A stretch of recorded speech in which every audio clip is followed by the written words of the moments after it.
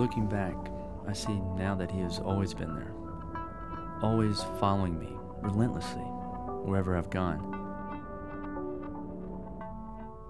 God knows I've tried to lose him over the years in little ways.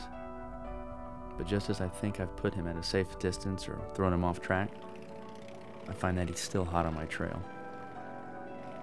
I suppose the first time I remember seeing him must have been in the first or second grade, at my grandmother's house, in the big Bible she kept on the table. He was soft and strong and was holding his hand out to the children who surrounded him. He looked like a grown-up, but seemed to belong to a world of childlike trust and wonder.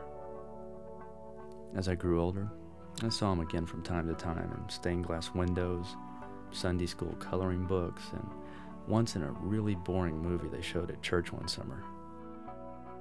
I think those images eventually helped me to imagine him, to find him, and in time learn to talk to him.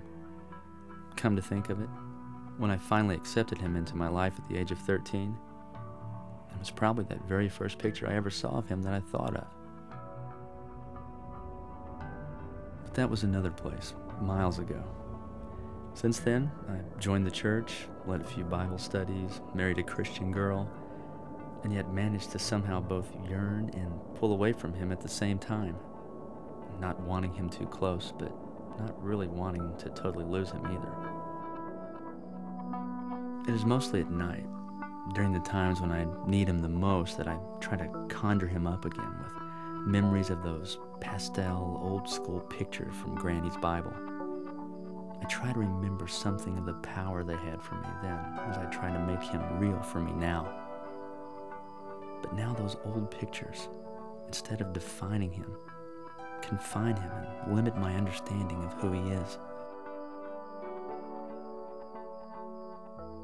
What I didn't know was that he was yearning for me too. That his heart sank every time I put my foot on the accelerator to put distance between us. That it wasn't just me staying ahead of him in my old car, but him giving me the distance I wanted instead of just overtaking me like he knew he could. That's when I finally stopped. And there he was.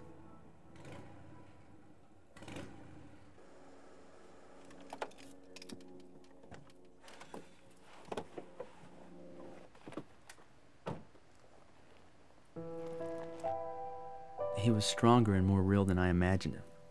He had a broad smile, and I swear he had a tear in his eye. I could tell he had been everywhere, but I wasn't sure what he wanted with me, so I asked him, "What do you want with me?" It was not his mouth that answered, but his eyes. Those fixed, sad eyes pierced into my soul and suddenly brought all of my sins, my desperate, troubled, secret sins flooding back to me. "Please take them," I said. And then in a moment, he did.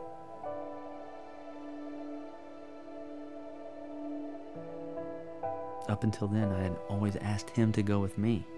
Now he was asking me to go with him. I felt tied to so many things, but he said there wasn't room for such things now. And so I went.